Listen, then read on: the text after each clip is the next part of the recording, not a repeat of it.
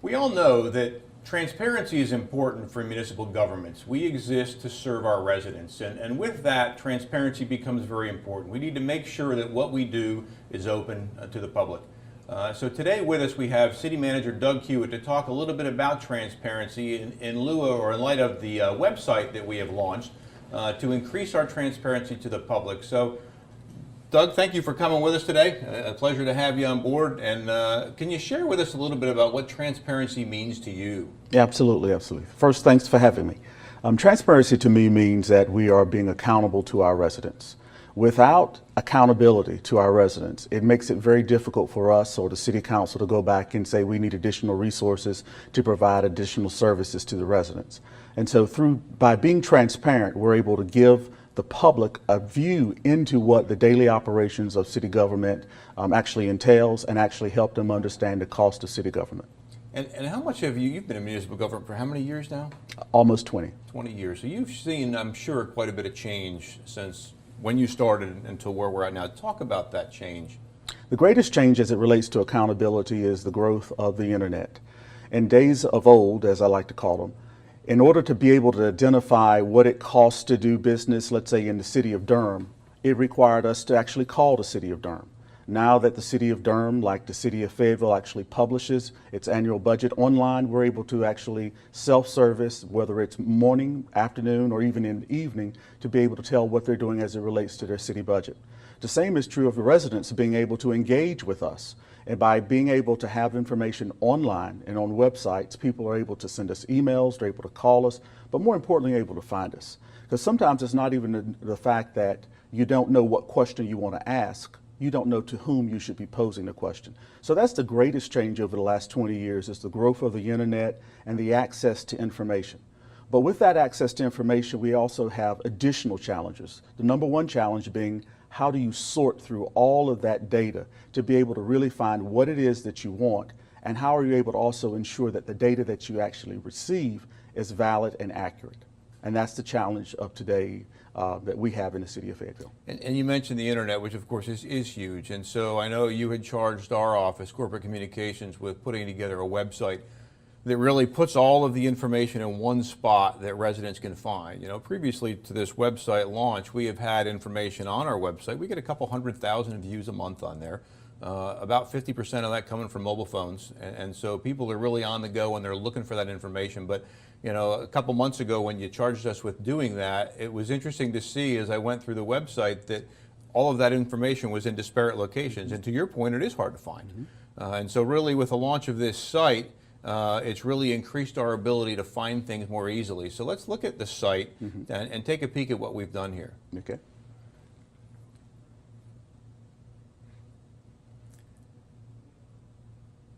So if you look in the upper left corner, transparency and accountability, again, that's what you charged us with. That top left side is where you can click to find information quite easily. And what we see here is the mobile web version of what you're seeing on your phone to show the information that's out there. And that was vitally important. Not only did we want to be able to have it for people who visit our traditional site, but we also understand that the majority of our visitors to our internet offerings actually look at it from their mobile devices. And so we wanted them to have as well the same opportunity and access and ease of access from their mobile devices as you would if you were sitting at home or in front of your computer. Sure, and so here's an example of some of the things that are available. So we've got business, budget, and financial. You mentioned budget, which a lot of people have an interest in. How are we spending money? Calls for service. What types of things are coming in from a police side? Police department information, fire, and transportation. Just a plethora of information out there that residents can find to figure out what they want to know about city government, because as you said, there's tons of information out there, but how do you find it? Right, and what's really exciting about having the site go live is that this isn't just, at the moment, it is what we believe the residents need to know in order to have an open and transparent government. But we've designed the site in such a way that as we have requests from citizens for more information, that we can easily find a location within this site to plug it in. So for instance, one of the initiatives that I'm hopeful that we'll be able to launch in the next couple of weeks or months is a public checkbook. so that you'll be able to see in real time, on a monthly basis at least, who the city has paid for services. So if you wanted to find out how much the city pays to have the grass cut, if you want to find out how much the city pays to have a building constructed, or how much we spend on a monthly basis on fuel, you'll be able to go on this open public checkbook and be able to sort and search to see exactly to whom we're spending and where we're spending the city's money. I think that's very important because one of the council's goals has for a long time been to keep money local. But how do you know that we're doing that? By having this public checkbook register, you'll be able to see who got the money, when they got the money, and how much was also paid as well. And I think that's vitally important. In addition to the public checkbook, we're also going to have a contract register so that if folks want to figure out what we're paying, let's say a particular vendor, or what the terms of a contract for service are, that will also be listed. And again, the whole goal is that by having more transparency, it will lead itself to more accountability, but ultimately the goal is for more citizen engagement. Because as I said earlier, there's tons of information out on the internet. We have tons of information on our website. But when we look at what is the #1 visited portion of our website, I would dare say it is probably jobs. Absolutely. And it's probably recreation offerings as we're getting ready to near the summer. But there's a lot of information that we put out there. But how do we get citizens to look there? Well, we have to continue to keep things fresh. And I think that this new transparency website will be one of the ways that we'll be able to do that. Well, that's fantastic. And you mentioned too, folks asking for information. So our first goal with this site, as you charged us with, is figuring out how we get all that information put out there, and we've got it listed in a pretty sequential order for what they can find. But at the bottom of that page, we've got a spot that says request information here. And so really what we want residents to do is, if they can't find what they're looking for, to actually submit a request. Tell me about how many requests we get and how we service those when residents ask for information. Well, we get about 5 to 6 requests probably a week. Some of them very large requests, but the majority of them are small. It could be, and we get a lot of referrals as well. And so quite often someone will say, can you tell me how much the city spent last year on education? Well, that's not a question it's not a service that the city provides, so we're able to refer them over to the county school system that actually manages education in Cumberland County and Fayetteville. But some of them are more detailed and require a great deal of work. But on average, we probably receive 5 or 6 requests, distinct requests each month. But the Transparency and Accountability website actually has another feature that I hope that we'll be able to turn on in the very near future, which is kind of where when we get these public requests, they come to us, we respond to them, and then we go back out. And no one ever knows unless we tell them what information has been requested. So one of the features that we hope to bring on in this new Transparency and Accountability website is kind of like a frequently asked questions. So that if, and 6 months ago, someone asked, how many miles of walking trails does the city have? We'd answer them with that question, answer that question, but that question and answer will be also posted then on this website so that a person can say, search trails and see which questions others have asked about parks and recreation, or what they've asked about street maintenance, or any topic under the sun. And in that way, people will be able to kind of help add to the value and the interest of the site by their questions and our responses being part of the public body of knowledge that we have here. Sure, and you're right, that's a good point. It's not uncommon that we get very similar requests of people asking, or it's that resident that wanted to ask the question but didn't, and so now we're placing that in a place where they can easily find that information. And if it's not something that somebody's asked, well, we can always point them to that and say, hey, look, if you go to this portion of the website, you can see what most people are asking, and the information's already out there. So it certainly is going to be a very exciting feature and something that we want to do, again, to put that out there, the face of the government. What do we show folks to see exactly how we're being good stewards of their resources? Absolutely. And so shifting over to a second topic in terms of transparency, we've also recently launched the city's app here in the last couple months, and that I think has done very well, but of course it's only good if people download it. And so we're in the throes, and certainly this program is one of those advertising mediums where we want to get people advertised about the website. But talk a little bit about the city app that we've launched. Yeah, the city app is amazing. We launched it right before Dogwood Festival, and when we show, when people go and they download the app, they're going to see a very unique mobile experience, but it's going to be one that is going to be attractive and easily to navigate. But the mobile app is designed to allow us to put focus on particular areas of interest. So for instance, as I mentioned during the Dogwood Festival, we were able to actually put in an area map of the various venues and activities which were of note to people who were at the festival. Also on the mobile app, anyone who is coming downtown will be able to show them where we have parking in the downtown area. That's going to become very, very important as we move to when the stadium opens. But more importantly than just those special features, it also is designed to, again, hit those kind of frequently asked or frequently visited spots such as community events, jobs. It'll also be able to help refer you to other of our partner agencies, whether that be the county school system, or the state. And again, it is designed and optimized for a mobile environment. And so everything should fit perfectly on your phone or on your mobile device. And we're very, very proud of it. And again, it's one of those things where as new features or new requests come online, it is built to be adaptable so that we can change the buttons on it on the fly. We can do it with a little bit of notice. The items are geocoded. And again, I think it's just going to be, if folks will download it, they will have the same level of enthusiasm that I do and other members of staff. In addition, as I mentioned when we first started, one of the toughest things that we would have to do in the old days, if we were trying to do research, was just trying to find phone numbers. Who do we contact? Who do we call? And that's also been something that we've been able to include in the mobile app so that we have a listing and a directory of city departments and functions. But you're also able to access information about the city manager and as well as the city council. And I think that citizens who download the app will be very pleased with the mobile experience and viewing experience that they will have. Yeah, no, it's been very exciting for us. We've got almost 1,000 downloads right now, and it's only been a couple months since we've had this downloaded. So to your point, putting information at your fingertips, it's pretty neat. When I previously had gone into my phone and I had to go into Safari and figure out where I'm going, now I just click on my app here, click that button down in the corner, and up it comes. And so I've got this wheel that I can scroll on to show all of the information. And we tried to take the most pertinent information, as you mentioned, on the front of this site, and then as you saw in that video, clicking on the hamburger menu, and it's not a made-up term. Yeah.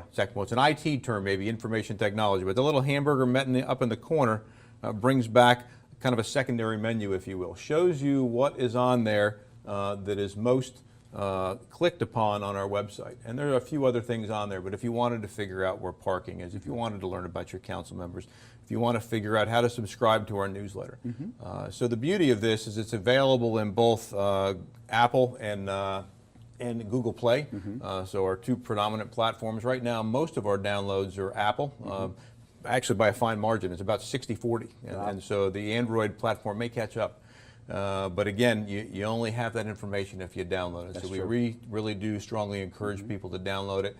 And I think to your point too, we want to make sure that we keep this responsive to our customers' needs. So we watch closely from our side because it's very easy to change this at the drop of a hat. We can change it online very quickly to respond. Absolutely. One of the neat features I didn't mention before, and we have not really talked about, was the fact that we've got push notification on here too. So we'll talk about that a little bit in terms of, so if Hurricane Matthew comes through and Hurricane Jane is here next year and we've got an issue with a hurricane, or we've got a major road closure, or God forbid a shooting of some sort, or a response where we needed to get information out quickly, this app is the way to do it. And so we can push notifications out to folks very quickly. So if you've got the app, you're getting that information instantly. And so had we had this in Hurricane Matthew, boy, it would have been great.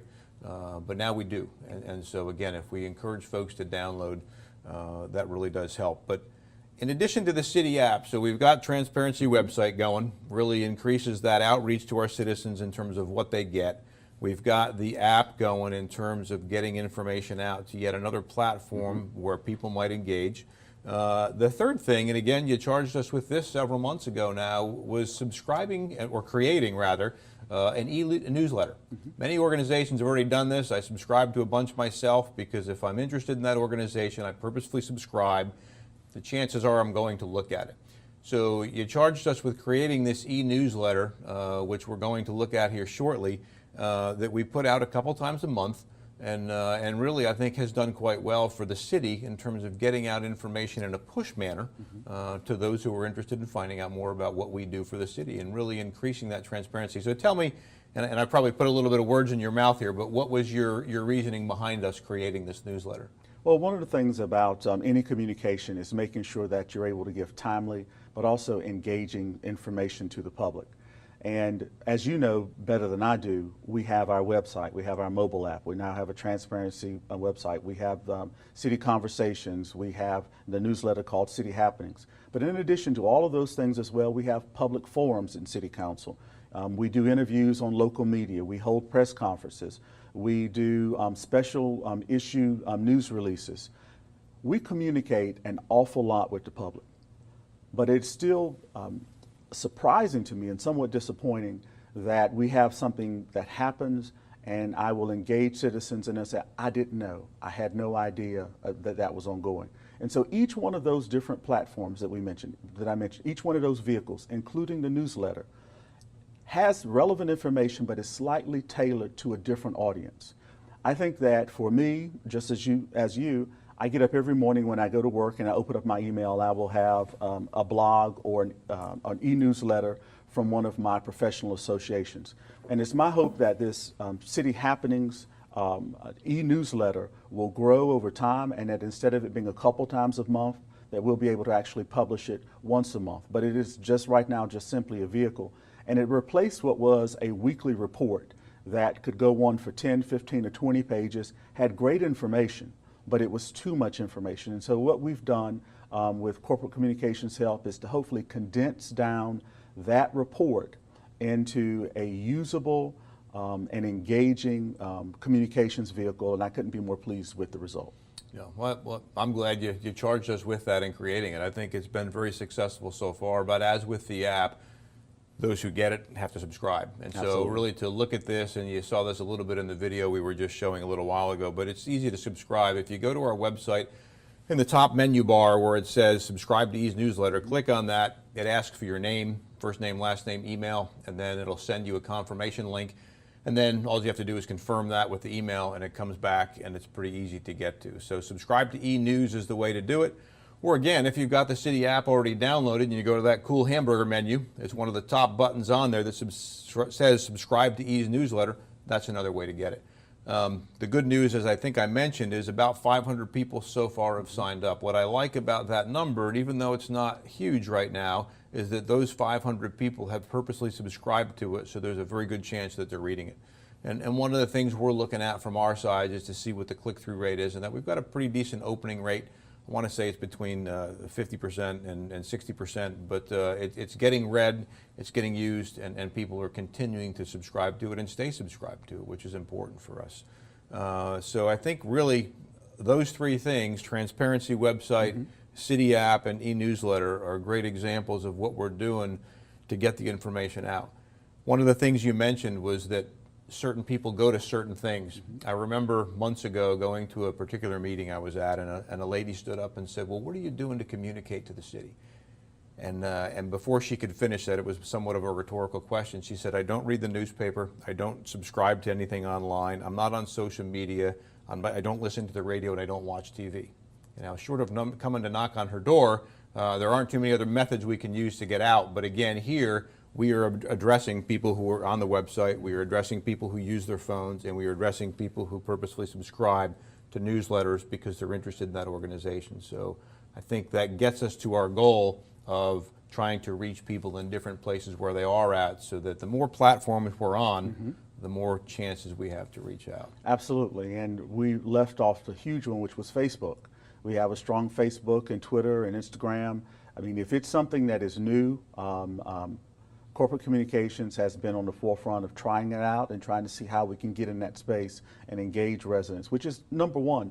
If something works, we use it. If it stops working, we try something different. And I think that's what's important in local government, is that we can't lose sight of the fact that just because there's that resident mentioned, I don't read the newspaper, I don't subscribe to anything online, and I don't watch television. Well, guess what? We do have community meetings because you met the person at a community meeting. So some of the old-fashioned but true techniques, we still engage in those as well. That's a good point. I'm glad you brought up Facebook, actually, even though it's not on our list of topics here. I think it's a good one to bring up. We are number 2 in the state, shortly behind or closely behind Winston-Salem, and we're neck and neck with Wilmington. We've been battling that out for the last several months, actually a year. But we've got a great social media specialist, Maine Johnson, who really does a fantastic job at communicating with folks. And so we're trying to increase our readership. So again, if we get people to subscribe and like our page, we're currently at around 25,000 folks on there, and just slightly behind Winston-Salem at around 30. So number 2 in the state, pretty proud of that. And that's another great opportunity and great place to get information. So I'm glad you brought that up. Yeah, good. Is there anything we haven't talked about from a transparency and openness perspective that you might want to share with residents? Well, I would say probably the easiest way for residents to see what happens in city government is to watch a council meeting. Our council meetings, our regular meetings, are broadcast on our award-winning television station, and it provides you an opportunity not only to hear me, but also to see the council members and hear them and how we engage the public. That is, can't be minimized, the value of all of the city council's business being done in open session. There are very limited times and a few exceptions when we have to, for some protected or legal, lawful reason, go into closed or executive session. But I would say that 99% of all of the activities that city council members and staff do are open to the public. And you can see that by just tuning into our city council meetings twice a month. And another great point, something we didn't talk about. So we've got 2 folks, Sherry and Gavin, who do a great job with Fay TV. To watch it live, of course, you've got to have TV. I recently became a cord cutter myself, so I don't have live TV anymore, but that's okay, because you can also access it via streaming on our website or off of the app. And if that doesn't work for you, you can go at your convenience to our YouTube channel, where you can watch a council meeting from last week or last year. And so it goes back to that openness and being able to watch exactly what takes place with our city council, what they're talking about to move our city forward, what they're talking about to be responsible stewards in city government, and making sure that we're doing the right thing for our residents. So absolutely. Thank you for bringing that up. Absolutely. Anything else that we haven't talked about? You're bringing up a lot of good things here. Well, we're in the middle of our budget preparation season, and so hopefully you'll have me back in the near future and we can talk about the city's upcoming fiscal year budget. I look forward to that. Okay, great. Well, thanks so much for joining us today, and thank you for joining us and listening to City Happenings, or that's not City Happenings, City Conversations. City Happenings is what I want you to subscribe to. But thank you for joining us again, talking about transparency with City Manager Doug Hewett. A great opportunity today to learn about what we are doing to increase our outreach to our residents whom we serve, to make sure that we're getting our message out in the best way possible.